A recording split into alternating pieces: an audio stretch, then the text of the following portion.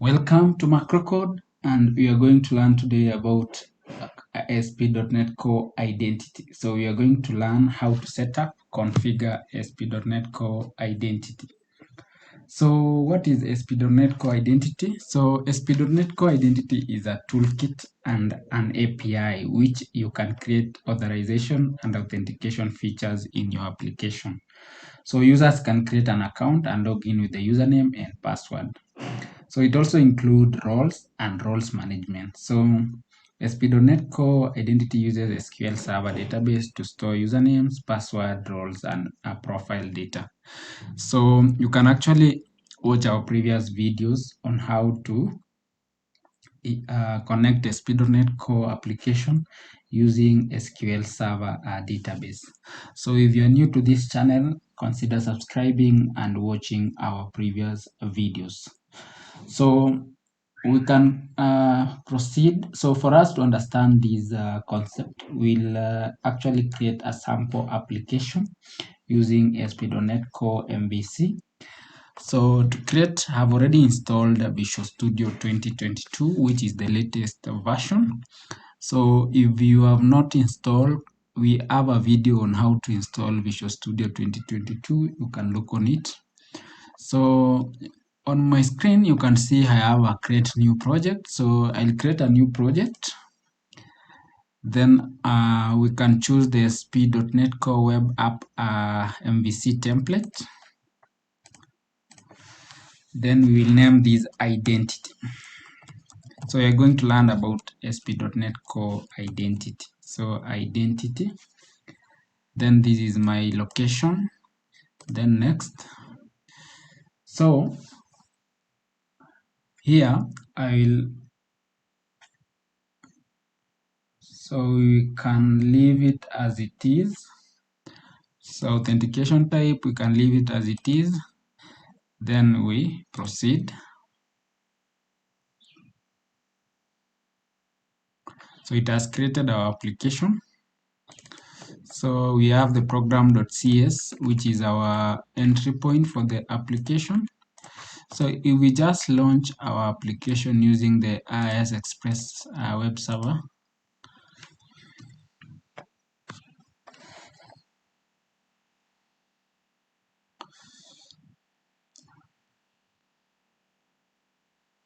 there you are. You can see this is our application name, identity, and we have actually launched our application. So for us to begin with, we need to install some nuggets. So ASP.NET Core Identity needs 4 packages to be installed in our application.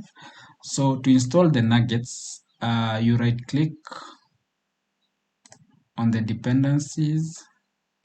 So you can see we have this framework already installed, but now we want to install the nuggets. So we can click on our application, then we have manage nugget packages. So right click on it, then browse tab. Then here we can install Microsoft.ASP.NET ASP.NET, we call it ASP.NET Core .identity.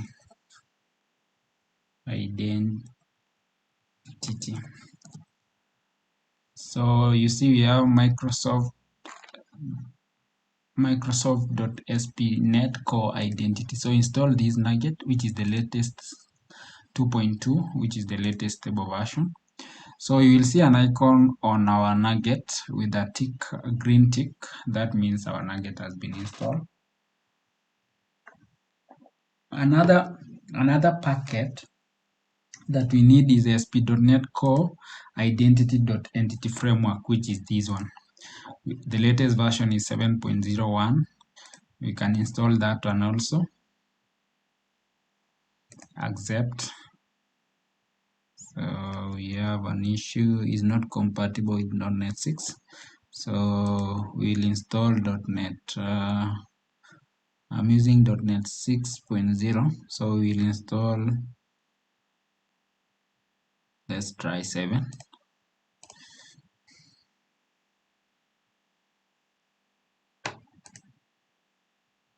Okay, 7 also is not going through. Let's say 6.0.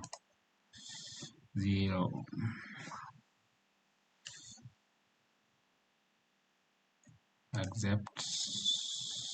Yes, our nugget is now installed. So if you come to dependencies, then we have packages. You will see those nuggets that we have installed. We have identity 2.0, and then this one is 6.012. So we need to install design. So then ASP.Microsoft.entity framework design. So this is another package that it needs to install. So we will install the latest stable version. Can try that. That is installed. Then we install SQL. So we are connecting our application to SQL Server. So we install entity framework.sql server. So that is it. We install the latest stable version. There we are. So you can see on our packages, we have already installed those ones. So if you come to the installed packages, you can actually see all of them. So these are the packages that we have installed.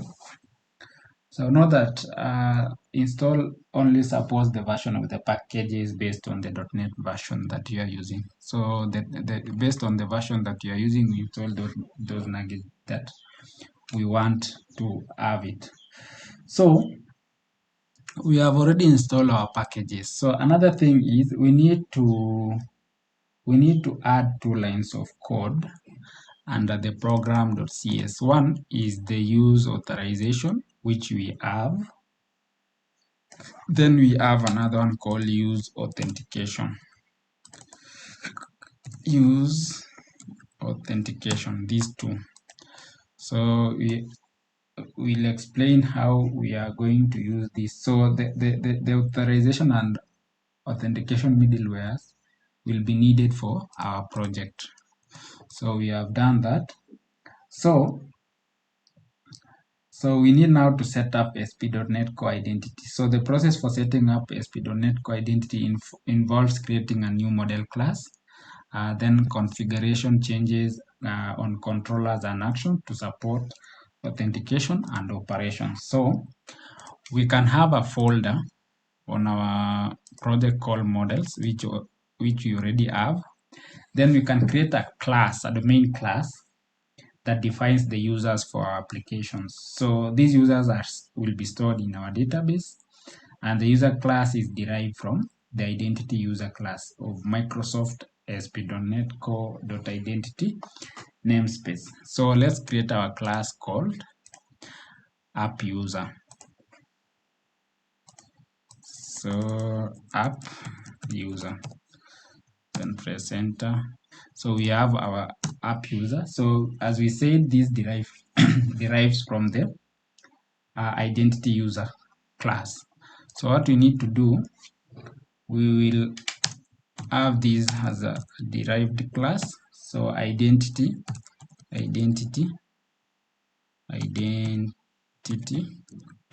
user. So that is it. So if we check the identity user class, let's just go to implementation. No, let's go to definition.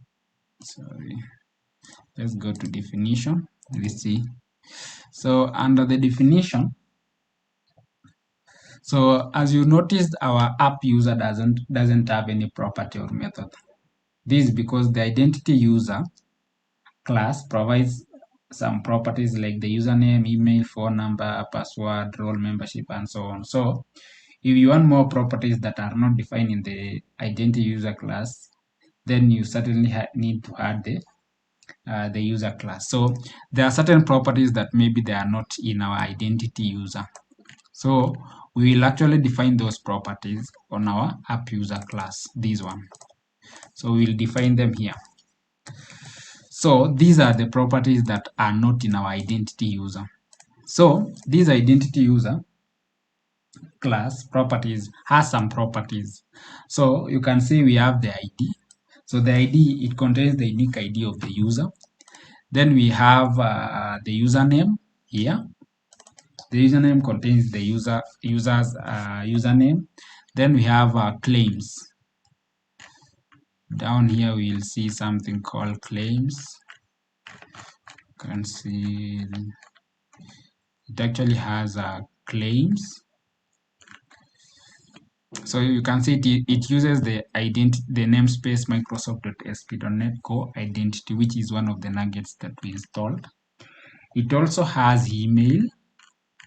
This is the email. So the email, it contains the email of the user. It also has the password hash, which contains the hash form of the user password. Then it also has the roles, if I'm not wrong. Then the phone number. It has the phone number here. The phone number, let's see, yes, it has the phone number, which is the phone number of the user. It also has the security stamp.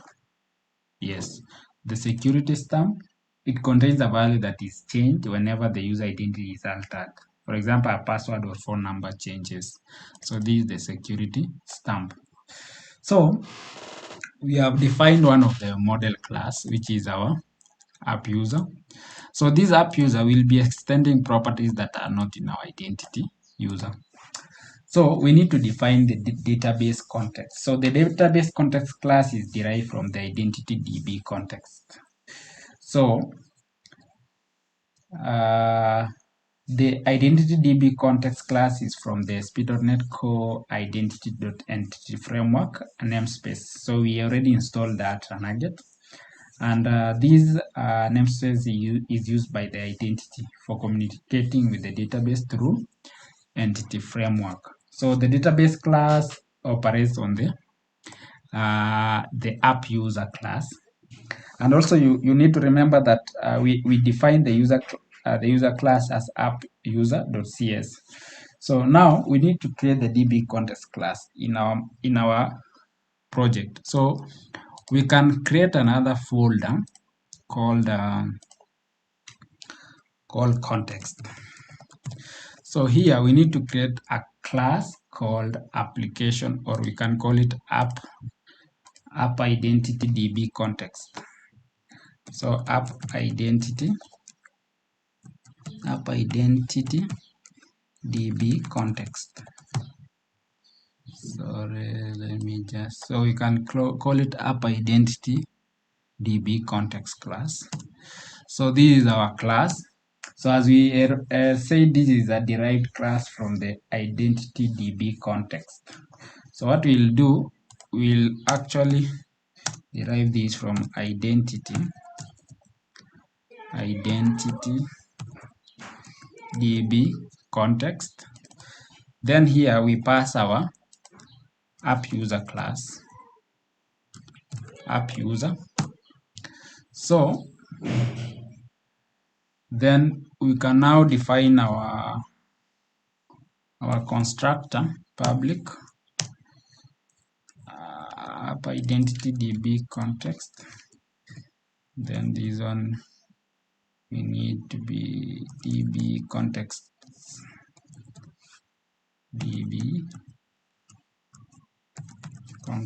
options. Then we need this one here. Then this one will be options. Then we close these, we have our base, these options there. So these will be our, we can actually pull this down or even from here.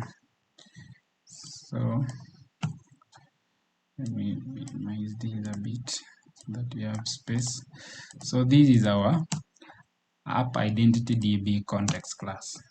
So notice that we haven't added any property or method to this class. This is because this empty class is inheriting from the identity DB context app user. So it's getting all its method and properties from this one. So another thing that we need to do now is the database connection string. So ASP.NETCORE Identity Database Connection String contains the database name, username, and password to connect to the identity database. So it is actually stored in the app settings.json file.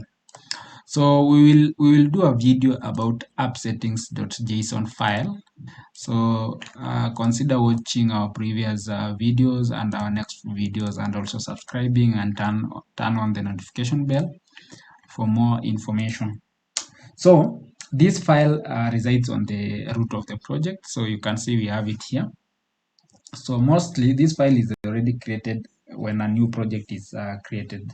So if it is missing, then you right click on the project name in the Solution Explorer here, then a new, add new item, then you select app settings JSON file. So if you come here, you will see this one. So if it is missing on your project, then you select it and create it. But mostly when you create your project, you will see that file already created. But in case you mess with it, then it is lost. You can actually create a new one. So on these app settings.json, we need now to create our connection string. So if you just type connection string, it will come. Then this one we provide now our default connection. Can call it default connection. So on this default connection, this is actually should be in double quotes. Sorry. Then we assign it some value. So what we need to assign it is the server. So the server name. So launch your, I'm using SQL. I've already installed SQL Express and also SQL Server Management Studio. So I'll just copy my server address. This is my server address. Then I paste it here. Then I'll need the database. So put in full colon, then database, then is equals to, you can give it the name of the database. So I'll connect to my SQL. Then here, let me just delete this table database and create a new one. So I'll create a new database. We called it identity.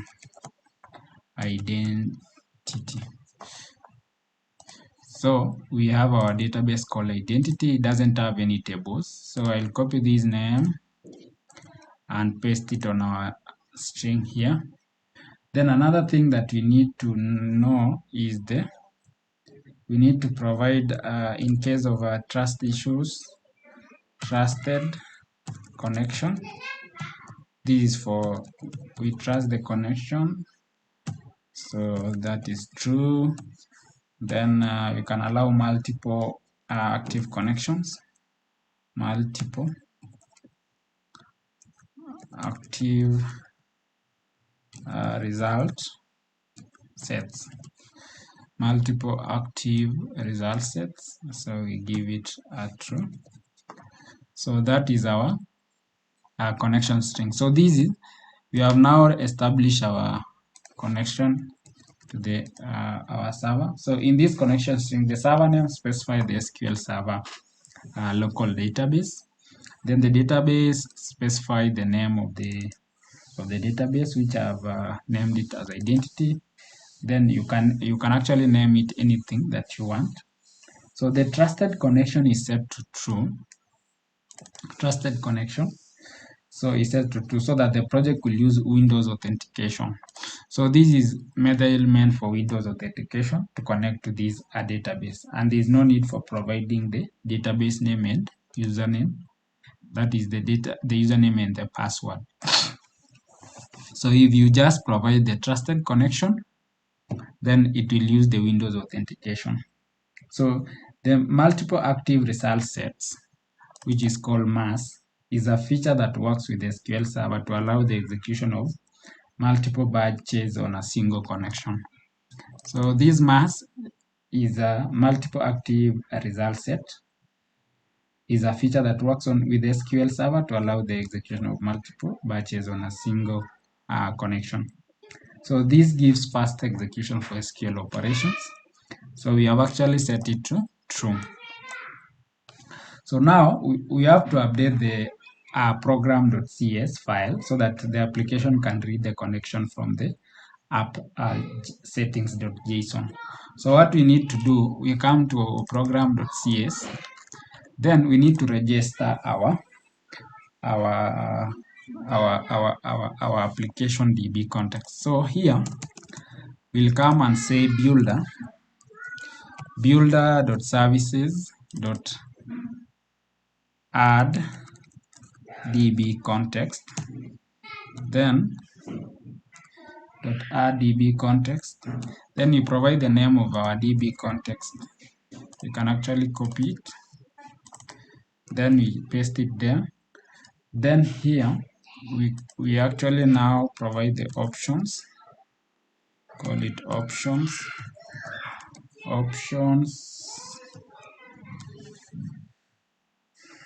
Then in these options we say options dot use. We are using SQL Server. So this SQL Server, we wanted to get it from builder.configuration.get connection string. So we have this one. So this the connection string, we need to pass the name of our connection string. We get it from the app settings.json. This is the name. So we want it to read from here.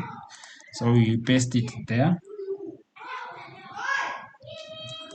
And that is how so after we have done that, we need to close this. And that is how we have actually defined our connection string. So so first you have to add the constructor to receive an object of type iConfiguration. So you can see we have this connection. We have actually registered it. So we will actually learn more about dependency injection feature in ASP.NET Core on our next video. So we have actually used the add DB context, this one, add DB context method to apply the DB context class that we created previously. So, and actually specify that it will be using the SQL Server Database. So we have specified here, whose connection string is actually obtained from the default connection file from the app.json file. So this is the default connection string from the app settings.json. So in .NET 6.0 and later version, the startup class is actually not there. So there are certain projects that you will see startup class, but in .NET 6 and 7 we don't have a startup class. We are using the program.cs. So some of you might be wondering why we are not having that. So my project will be different from yours. So this is how you register it in .NET 6. But for the other application, you have the startup.cs class. So you'll register it there. So we have actually created now our ASP.NET Core. So what we need to do now is to set up the ASP.NET Core identity as a service. So now we have to perform the ASP.NET Core identity configuration on program.cs. So we need to update it with a certain code. So here we will update it. We can say builder.service. Then we add identity. So we add identity. So then this identity will be from our class app user.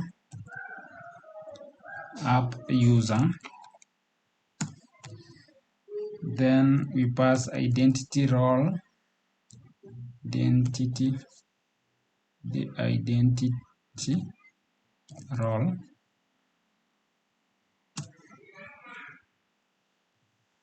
So this is actually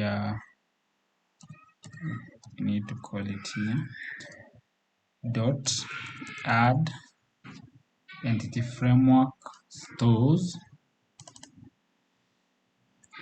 then application DB context, then we can say add default token providers.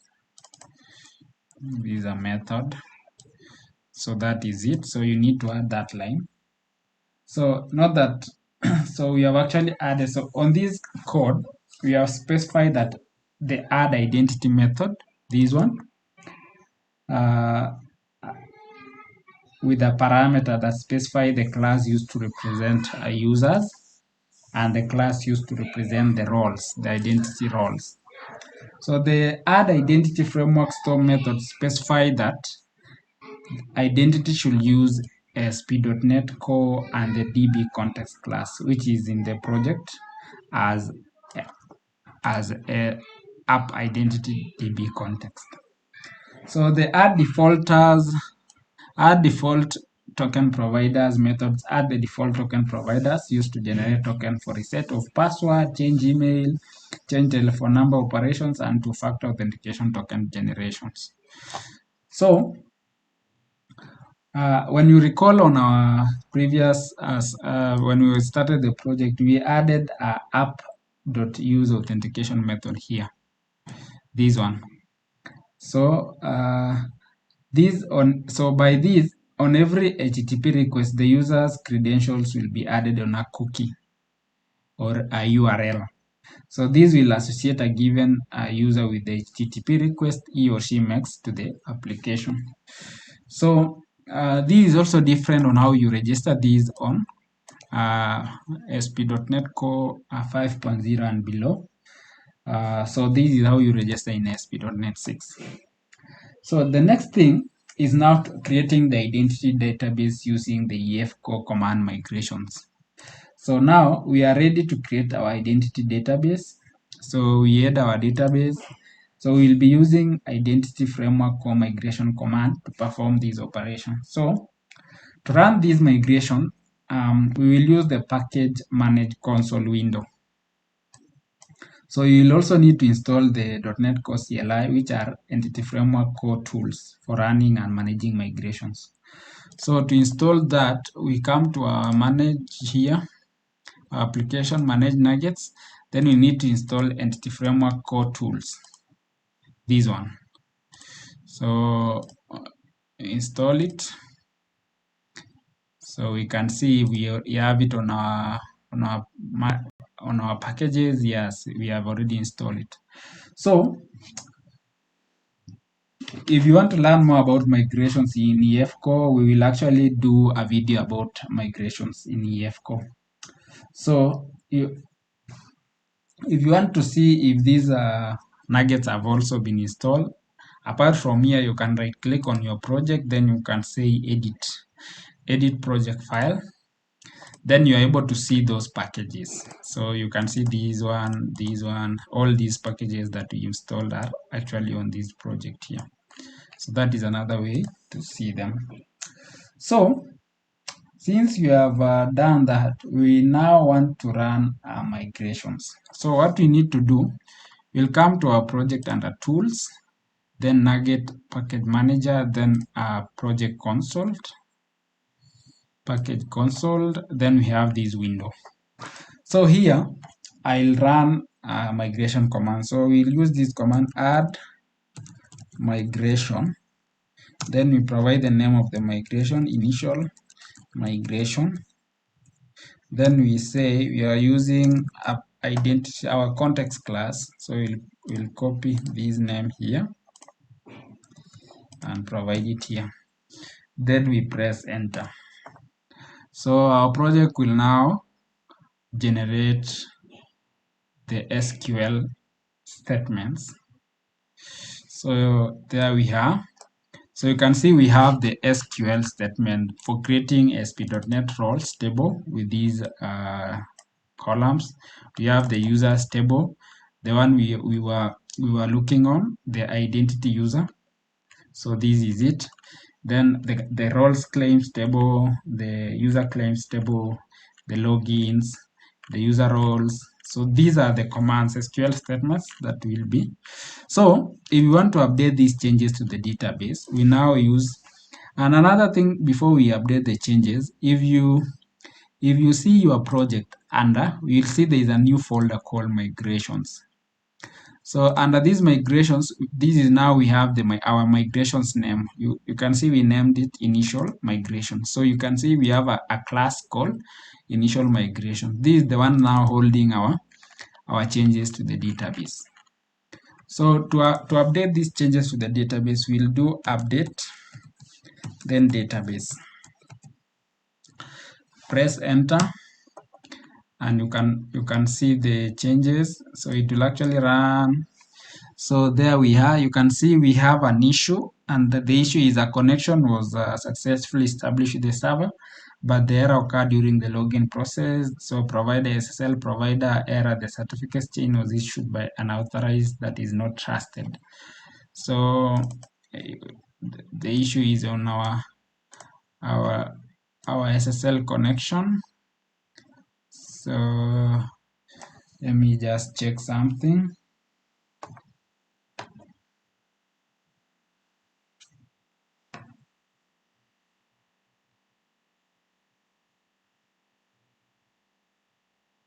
On our, so what we need to do is our server name is this one, that is fine. Then we have our database identity, we confirm this identity, that's fine. Then trusted underscore connection, that is fine. Multiple active result set. So what we need to add, we put in a full colon here, then we can say trusted server certificate. So we give this also true. So we save it. Then we try now to update our database again. So we just use the same command, then press enter. So it will run the migration. So it says keyword not supported, trusted server certificate. Let me just see the name trusted.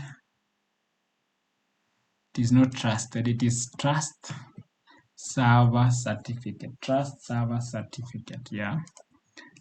Press OK, update as well. So it has gone through, you can see the commands. So these are the commands that is updating the database. So it is done. So it is actually done. So when we come to our database, if we refresh the tables, there we are. So you can see we have around 1, 2, 3, 4, 5, 6, 7, 8 tables. So if we select this is actually tracking our initial migration. So you can see the name of our migrations. Now when you do the migrations and apply the database changes, it will actually list them here. So we now have the table for ASP.NET roles, claims, user roles, users, and tokens. So we have done that. So that is good. So we have actually updated our database. So the next thing, so just to give you a highlight of what this means. So the EF migration history contains all the previous migrations that will be undertaken. The roles claim stores the claims by roles. The role stores all the roles of the application. Then the user claims stores claims by users. User login stores the login time for users. The user roles will store roles for users. The users will store all the users in our application, and the user token stores external authentication tokens. So that is now how you have set up the application. So the next thing that we might need to do is now to do a create, read, update, and delete users in ASP.NET Core. So we have just actually set up our application, and we need now to perform the CRUD operations. So to perform ASP.NET Core identity CRUD operation, that is creating and deleting, we'll need to manage identity users through our application. So since we have done the setup and configuration, then it will be easy for us to proceed. So we need to create new users in ASP.NET Core, and we'll need a C# class. So let's create a class called a user.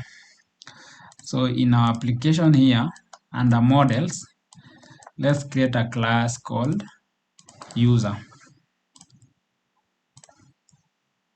So this is now where we'll be feeding in the data for a particular user. So we can create call user. So this is our class. So inside this class, we can actually have three properties. That is the name. So this will be string equal the name. We can have another one, the email, and we can have another one called password.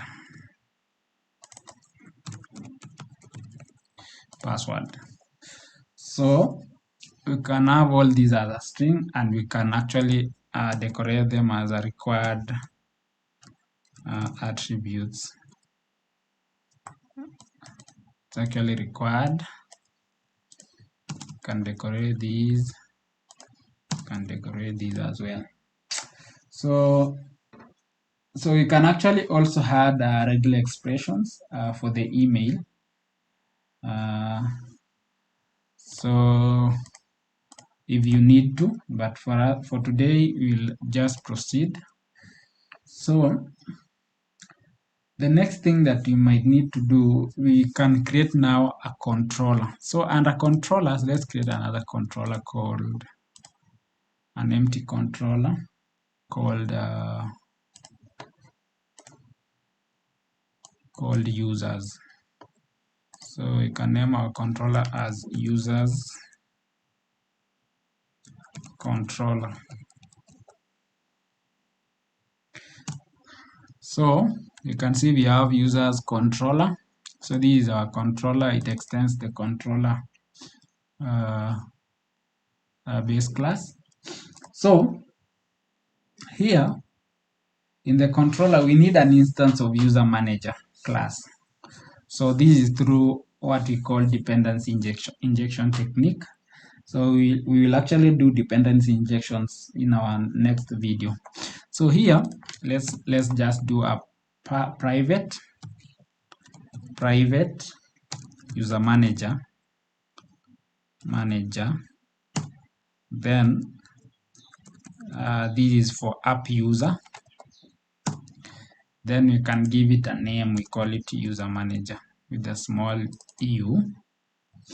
So then we need to inject this. So we'll need our constructor.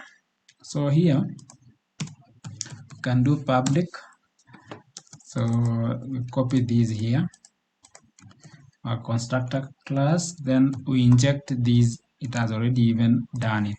So we have actually injected SP, that is user manager. Then we have it. We actually provided it with the name. So we need now to create. So we'll be using a variable called user manager to the user manager object, which we will go through dependency injections on our next video. So next we need to create a create action method that will create a new user in the identity database. So to add this, we'll need to add it to our users controller. So let's create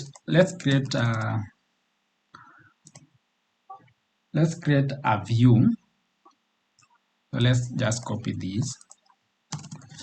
This view we called it can call it create. So then we need to create a post method. So this is a get. So this one we'll decorate it with now HTTP post. There we are. So then we need to pass our model, which is the user that we just created. This one, this is our model class. So back to our controller, then we give it the name user. So we can have it as async task. Then our task can supply it with action result, I action result. So that is it. So inside here we need to check our model if we have all the values. So validation model state dot is valid. If it's valid, we come here and we say app user. So instantiate our object.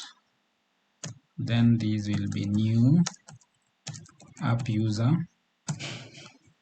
So inside our app user, we now assign the values. We say in here username will be the data coming from our user class dot name, then comma, then email will be our email. So we don't need this. So after we have done that, we need a comma here. So we say identity result, identity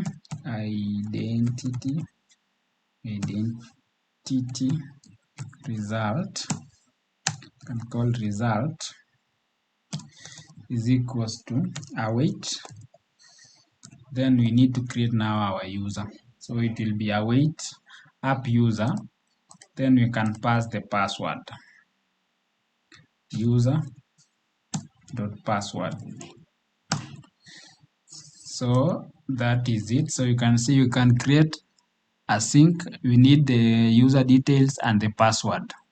So it will create the specified user in the backstore with given password as a synchronous operation. So the password for the user to hash and store. So it will actually hash this and store it. So since we have done that, we need to check if it has gone through. So if it succeeded, we return and redirect to action.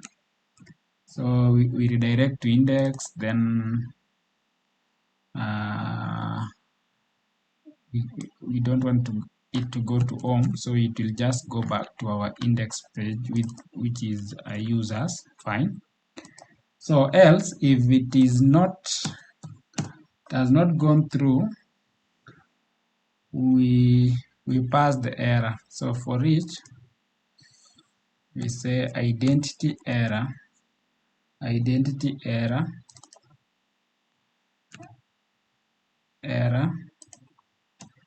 identity error,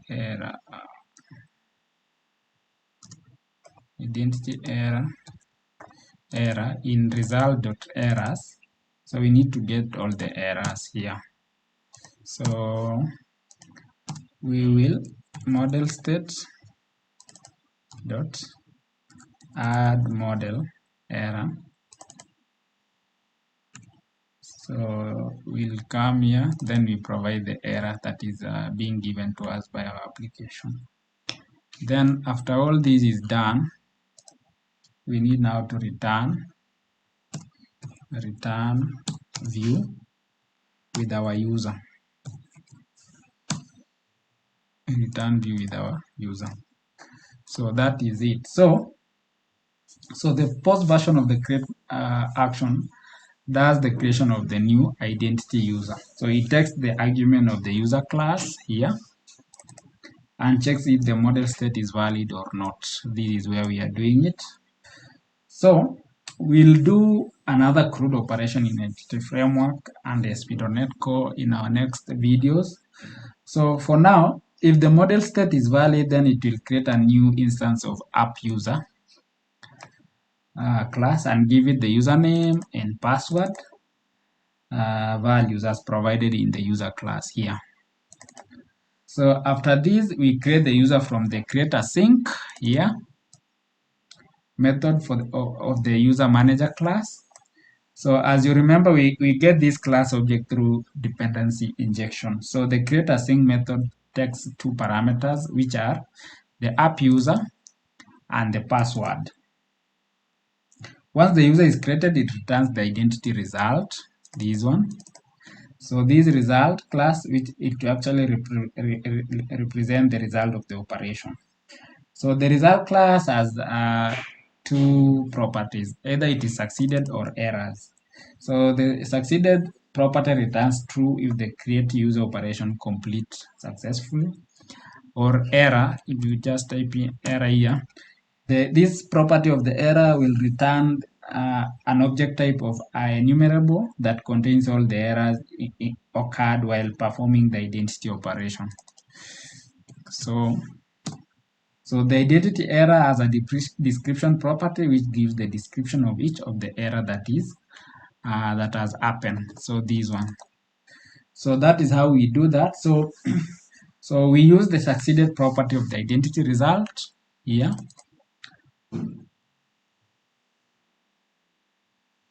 to find whether the create user operation completed successfully. So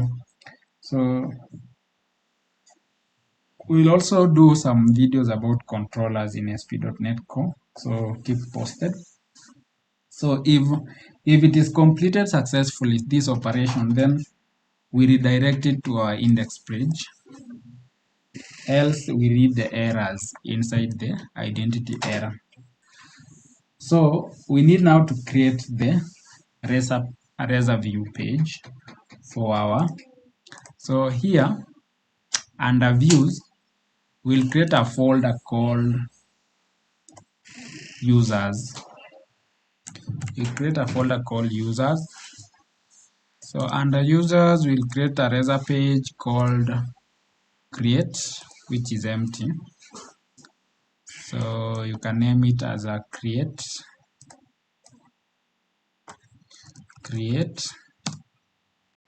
So you can see we have our create page which is empty. So in this create page, we will be passing our model. So at model user. So can have our title of the project.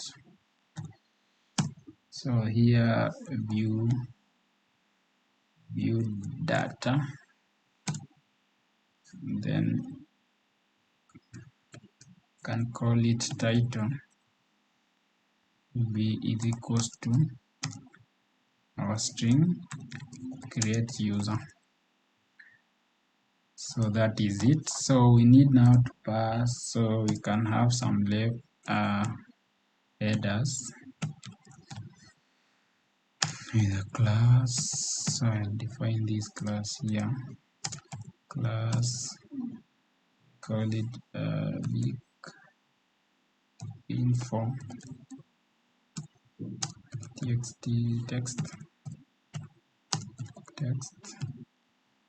white. So you can have it as create user. Then you can have a back button here. SP action, it will take us to the index. Can give it a class for the button btn secondary. Then this is a back button, back, and something here for validation. Where we'll be having our validations. Then our class will be text danger. We can close that. So we now need to create our form. So form, our method will be post. post method. Then we close our form. Inside our form, we now have the inputs class form group.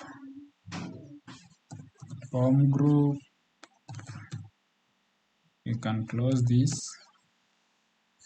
Then the label SP form. So we'll be taking the name from our model class. Then we need the input SP4 name. Then this will be the class here for form control. Then we can close this. So we can copy this and reuse it here. Then we just change this to email.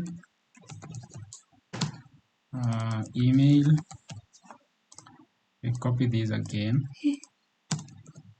to password. Here to password. Then we now need to provide our button inside here, button. Then type the button is a submit button. Then class for the button btn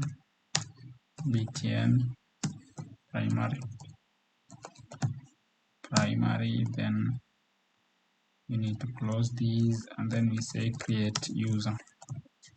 So that we are done with our create razor page.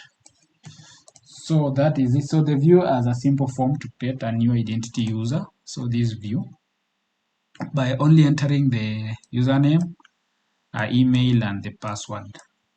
So these values will be received by the user's controller on our post method here.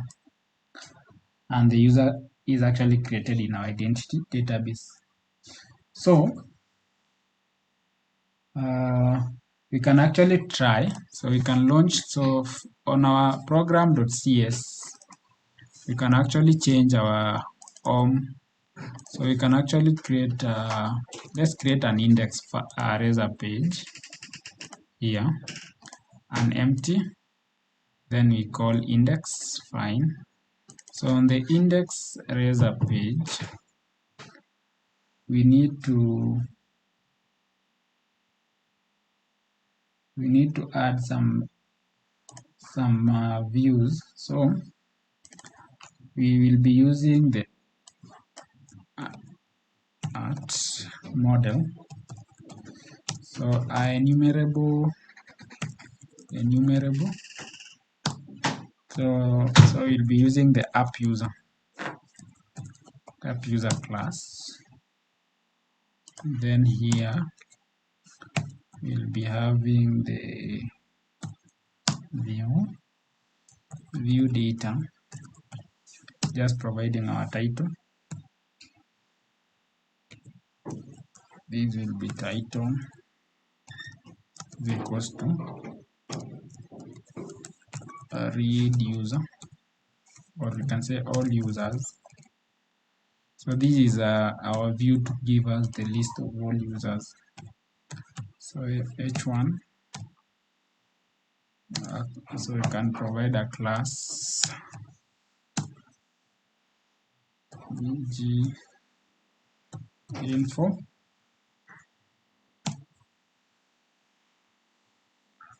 text will be white.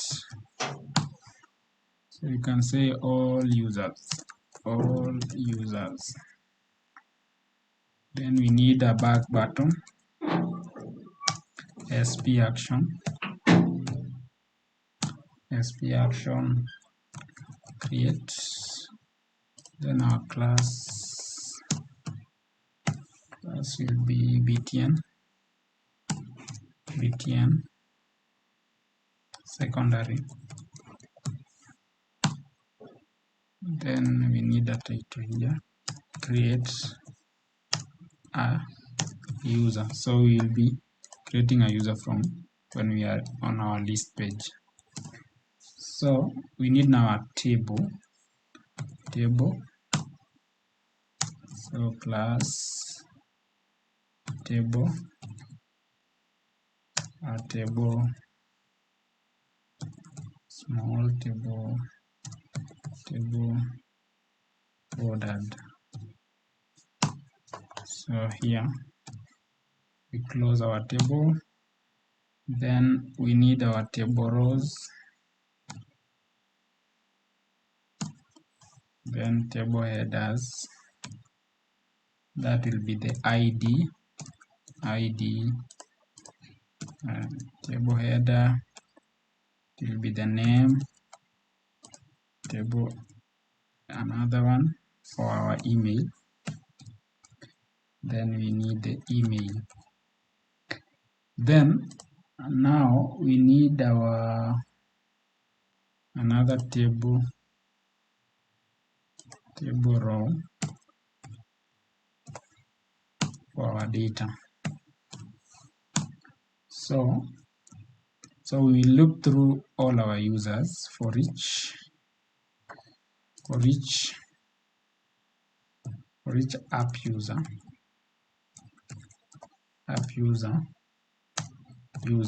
in model. So we need to look through all these users. Then inside here you actually need our table rows. Table row here, we need them inside here.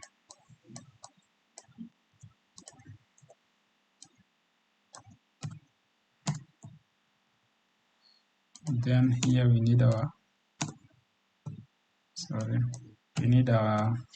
our table data. We need our table data. The first one will be at user.id.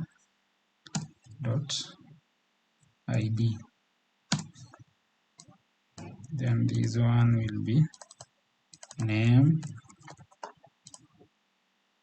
It will be username. Then it will be here will be our email. So that is it. So we have created our index page. So for us to get this data, we need to modify our index view. So under users controller, come to index.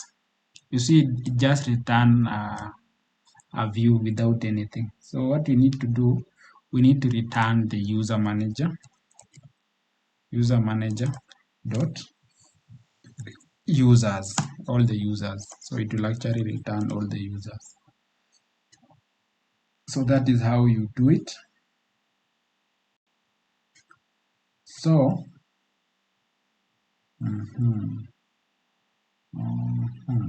so we can actually launch our application and see.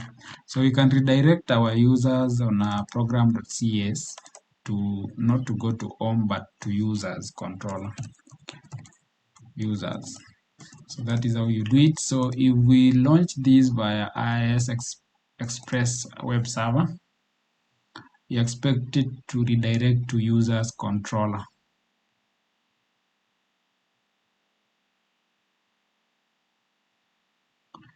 There you are.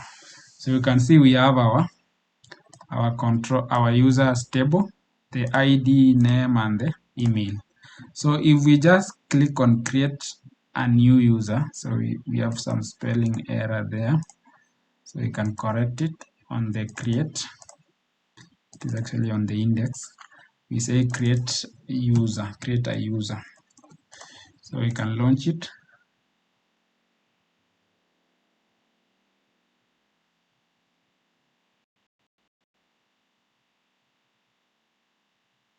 So if we just click on create, so you can see we have our form. So we can create the name of the user called James Vincent. Then email will be james at gmail.com. then our password will be admin. So if we just click on create, you can see we have some password must be at least 6 characters, password must have at least one numeric alphabetical. So we need to pass the correct password. So we can say admin 1234. Let's try this. Yes, password must have at least one non-alphanumeric character. So admin 1234 exclamation mark. If we create that, you can see username James is invalid, can only contain 1 letters or digits. So we can remove these. We can create now. Username can only contain letters or digits. So let's try James.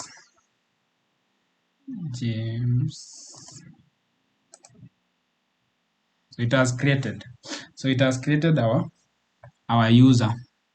So we can add another user. We call Kamau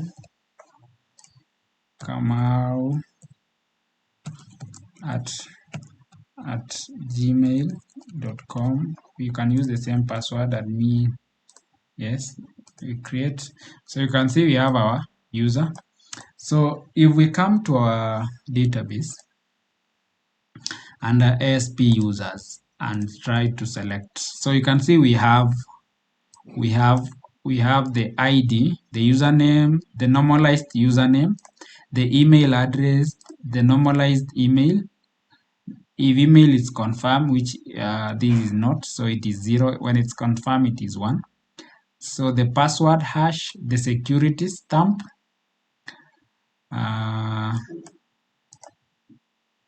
can just minimize this one. So you can see we have that concurrency phone number. We don't have it. Yeah, so that is how we have created our user. So if we come to roles, you see we don't have anything. User claims. Sorry, let me just select. We don't have any ASP.NET user tokens. We don't have any ASP.NET user roles and none. ASP.NET login. We don't have any. So we have only created users. So we have added these 2 users on our application. So we have done that. So the next thing that we need to do is we can update our user in identity. So now we need to update our user record in ASP.NET Core. So what we need to do, we need to modify our view. So come to the index. So on our view here, we can add another table header called update. Yeah. Sorry. Okay. Call update. Then down here on our table row, we can add another table data. Then we call it, we can have, sorry. So plus, then this will be btn,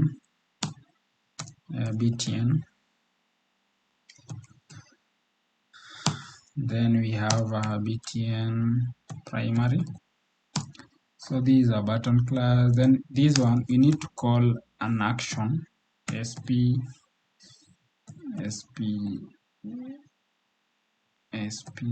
action. So our action will be update. So we'll add this action on our controller. Then we need to pass an ID, root ID, the user that it will be updating. So this one will pass the ID from our class here. So we will be using at user.id. Then we can close these and you can give it a name called update. So that is fine. So in our users controller, we need to add a dependency of high password hasher in the controller. So it is used to get the hashed value of the user password. This is because of security purposes in ASP.NET Core identity. So, and you know the ASP.NET Core identity stores the user password in hashed value instead of a plain text. So therefore, if an hacker gains access to our database and finds this hashed value, he cannot log into a user account. So we need to do that. So let's come to our SP user controller. Then we need to inject something here called private iPassword Asher. Then we supply our app user, then password Asher. Then we need to inject it here. So I've injected it and we already have it here. So next we need to add an update action to the admin controller. So we'll be using this Asher to actually update our user details. So let's do this. So we can actually now provide a view. Let's copy these. Then we say public async task. Then I action result. Then we need an update. Then here we need to pass our string. So remember we are updating a certain user. So we need that user ID. So then, So here we need to pass app user. User is equals. We need to get that user that is being updated and get his details. So user manager dot find. So we need to find. So this user manager, using user manager, this one. So we are finding. We need to find by ID, and that ID is one we have received from here. Then if that user is not available, if this user is not null, let's deal with that first. If that user is not null, then we return that user. So we return the view and we only pass this user, not all of them. Then else, if it's null, what we need to do is we redirect to, can actually redirect, redirect to action. Then we pass the action here, index. So that is how we do that. So that is our view, our get method. So we need a post for us to update the details. So we'll decorate this with post, http post. So on our http post method, we need to pass the ID. Then we need to pass two things. We can pass the email, assuming we want to update those two. String, then password. Sorry. We can also update the password. String, password. That is it. So if we found the user already exists and it's not null, we also, what we need to do here, we can check if the email string dot is null or empty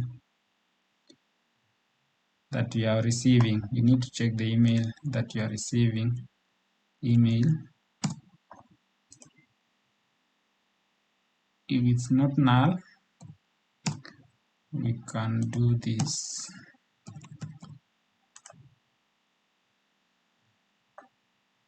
So we can assign our user dot email. We can assign it to our email that we received. We can also check our our password.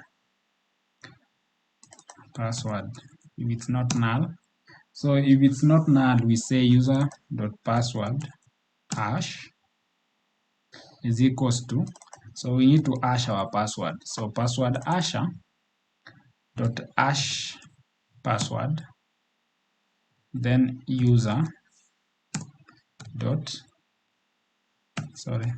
then our password that we have received. So it will give us our hashed password. Else, if that is empty, we can actually throw an error. So you can say model state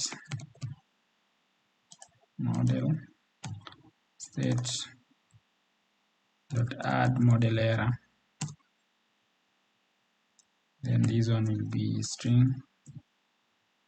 Sorry, let me just do this. Add model error string dot empty. Then you can pass our error here. We can say password cannot be empty. That is it. So we can close it. So since we have done the validations, we can now check if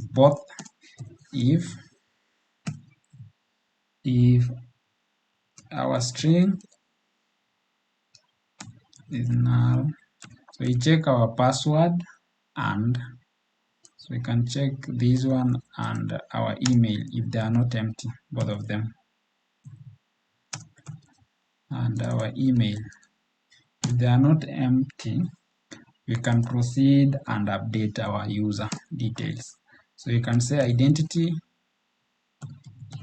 result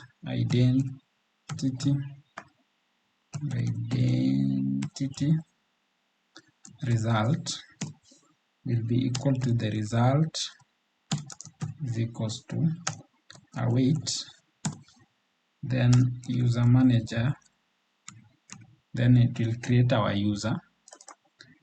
Then if this is successful, if result dot succeeded,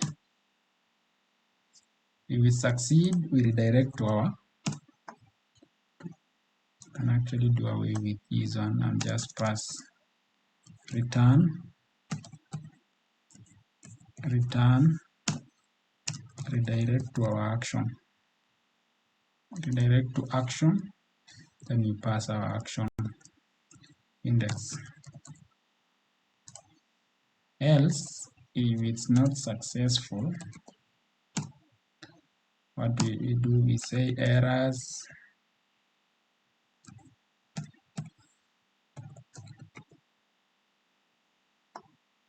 then we pass our result.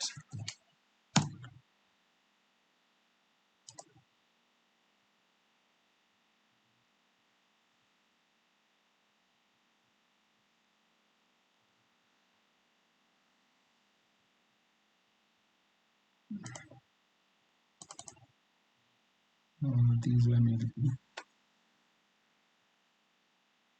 or even you can just redirect to, you can even redirect to index, no worries. So since we have done that, so we have this if here, if the user is not found, what do? We can actually, this one is not, sorry. So if this one is not, so what do we do here? So we can say model state dot add error.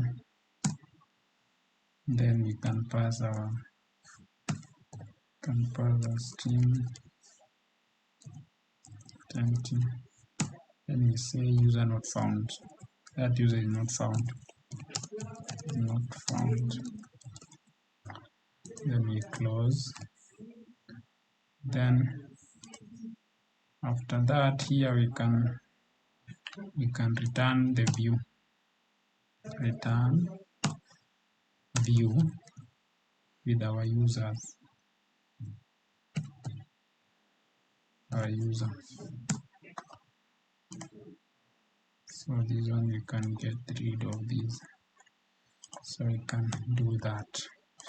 So you can see there's an error here, it says, so you can do this here, then that's fine. Yeah, so that is it. So no, we can leave this here, then we can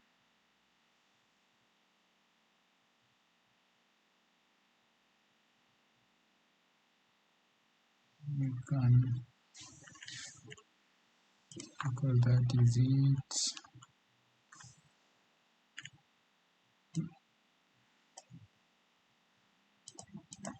We can return it there, we see. So we can actually try to see if we can update our user. So let's do that. So the HTTP GET version of the update actions takes a string called ID. It will contain the ID value of the user registered in our identity database. So the user's record is actually fetched from the identity database using the find by ID methods of the user manager class. So the find by ID method is provided with the ID of the identity user, and we get the user details. So once the user information is fetched, then it sends the update view as a model. So the HTTP post version of the update action is where we update the identity user's record. So this action is invoked when the user clicks the submit button on the update form. So after that, so we can actually try now to update. So we can launch our application and we see.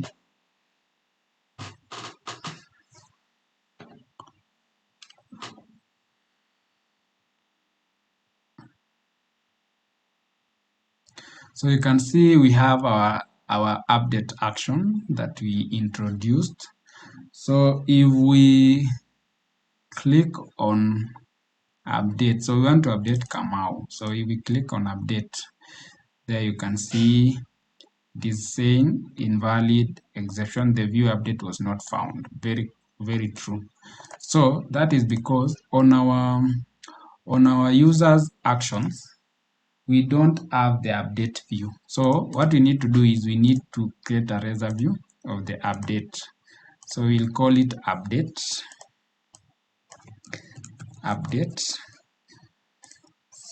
So there we are. So we now have our, let me just close some of these. So we now have our update view. So on the update view, we'll pass our model. So model, then app user. We can have our title.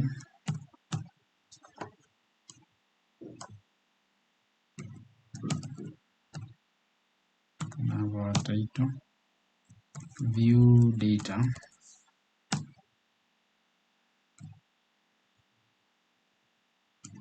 We call it title.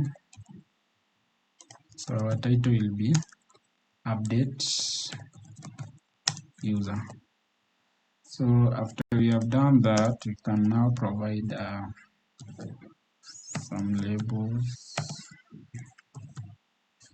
H1. Then we say provide our class here.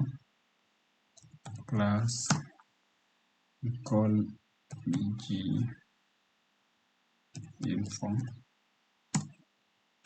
text white. So we can actually we can actually copy our crate. Yeah, if I'm not wrong, let's copy that, then we modify. I'll show you. So here we can use the app user. Then this one will be update user. This one will be update user. So back button will take us to index. So our post method, we need to specify the action. So ASP action will be update. Then this one will be our ID. Then we can have our email, that's fine. Then our next one will be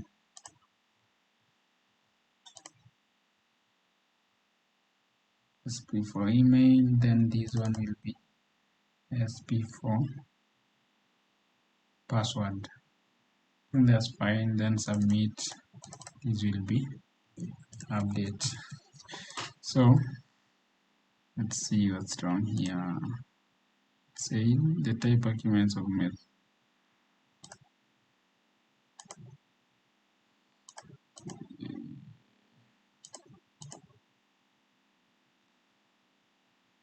I think that's fine. Let me see. Get rid of that. Inputs. Let me copy these. Yeah. I say email. I say email.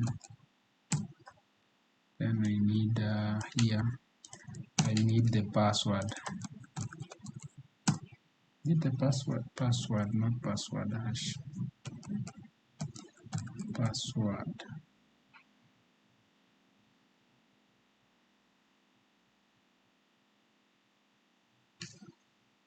So app user, let's see. So we can actually provide. Let's try something here.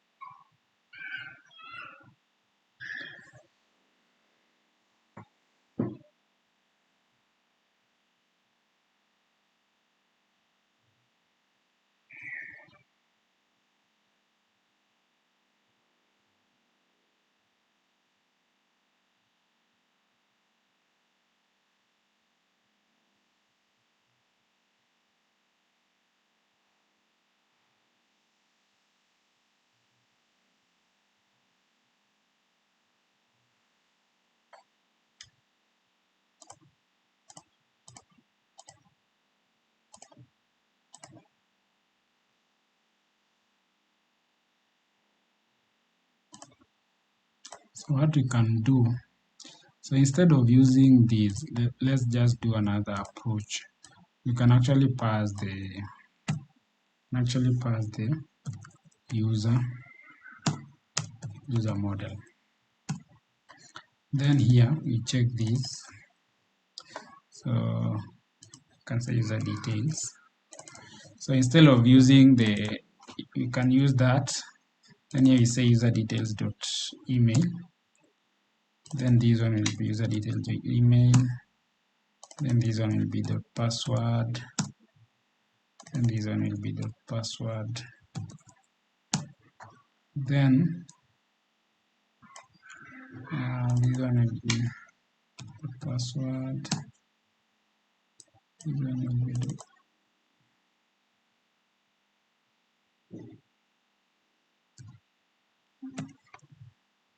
password. So if we come here,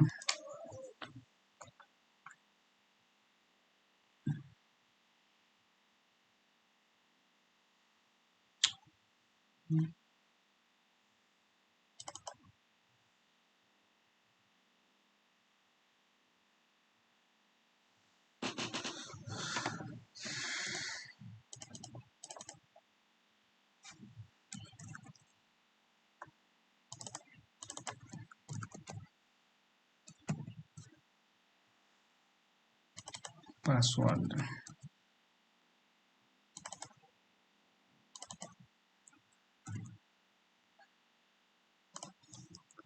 So I think there is something not going on well.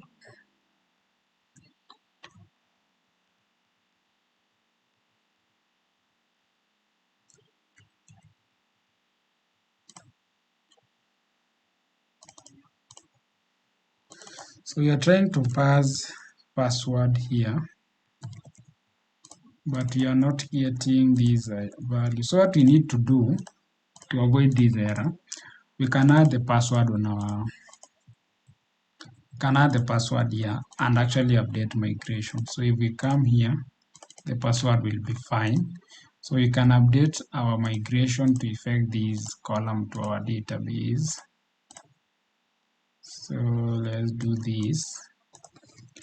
Add migration. Then we say password changes. So it will add that column. You can see it will be adding these to the password ASP.NET users. So we can update database. So this is another way on how to update and add additional column to our database. So if we come to our database table and run this, we should see we have now another column called password. So let's look at it. Execute password. Does it go through?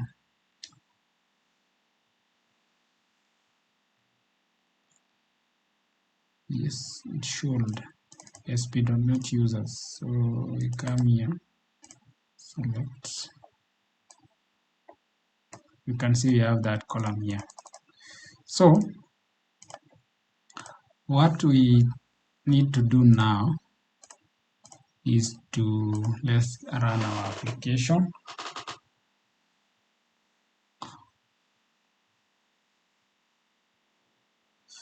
So update this one. So we can give here test admin 123 exclamation. So we can see the what it does to our application under users. So let's just hit here. That's how you debug. So you can see we have our password, email, and the ID. So it will come here, change, check that. Then it will hash our password. So you can see our password is now hashed. So this is the hashed password. Then it will create. So you can see it says violation of primary key cannot insert duplicate key. So what is the duplicate key? So this is the key. It is duplicate. So we don't need to do the create. So what we need to do here is we need to update async. So that is what we need to change here. So we can run again.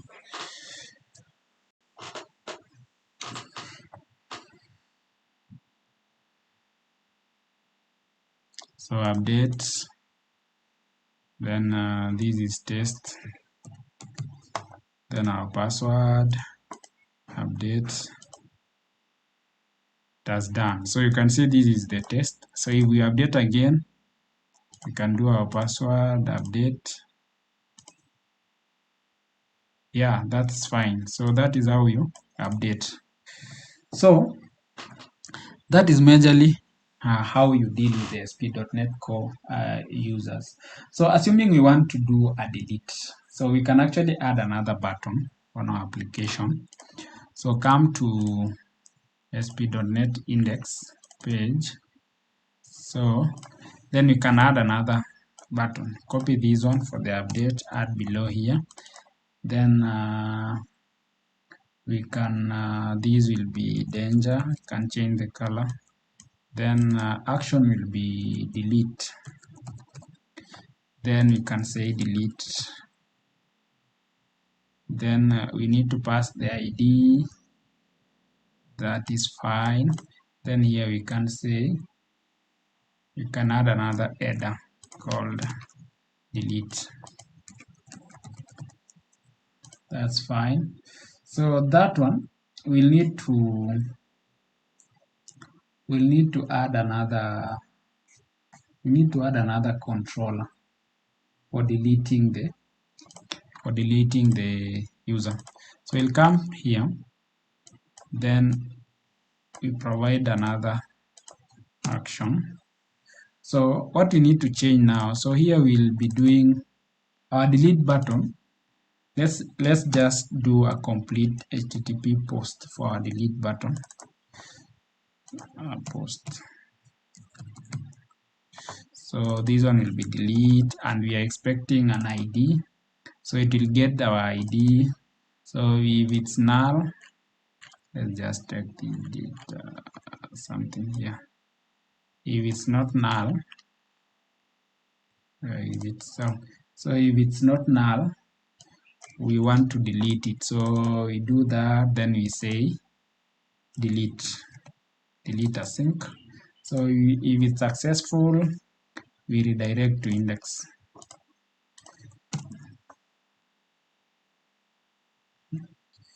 Else, if it's not, we say model state dot add error.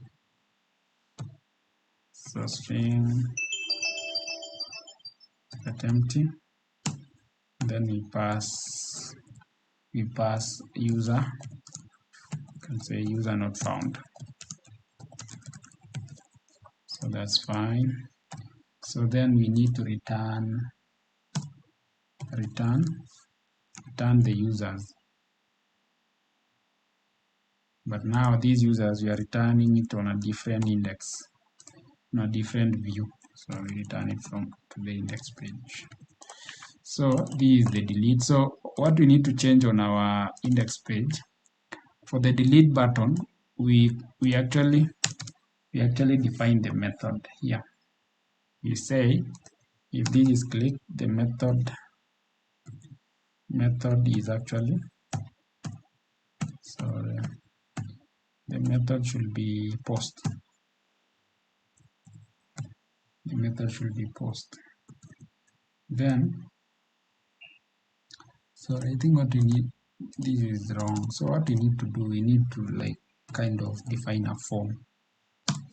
Then we say SP action, it will be delete.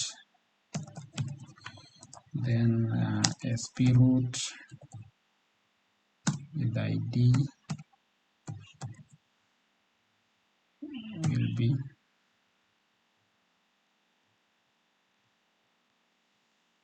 at user dot ID, then method, define method under form. Sorry for that. So then this is where now we need to define the button. So we can copy now this one here, then we change it to button. So you can call it a button plus, you can define the type of the button, the submit button, then button danger that SP action. So this one will not be there, these ones up to here. So that is our button. So we are good to delete a user. So let's check it.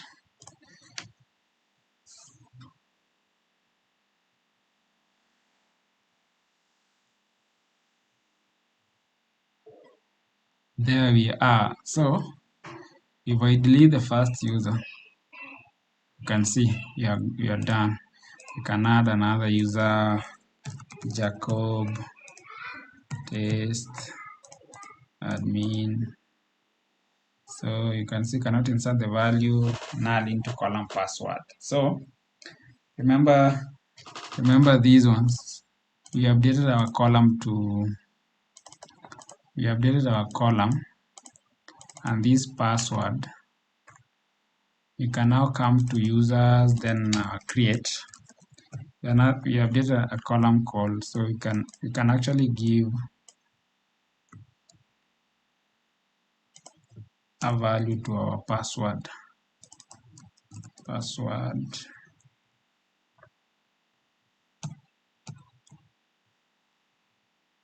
So this one should be that one. You can say password. So how do you get that hashed password? You can copy this.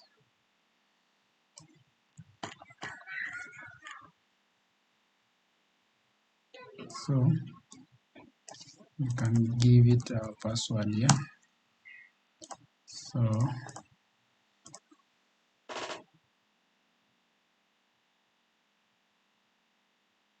just to prevent chaos, then we try to create. So Jacob tests. Yeah, so we can create as many users as we can. James test. So that is it. So we can name our index here to, and call it ASP.NETCORE identity users. So that is how you create identity users in ASP.NETCORE. You can feel free to comment down below for any comment and suggestions. Then we can do another video based on what you request. Vincent. So that is it, guys. See you in our next video, and remember to subscribe and watch our previous videos. See you and keep safe.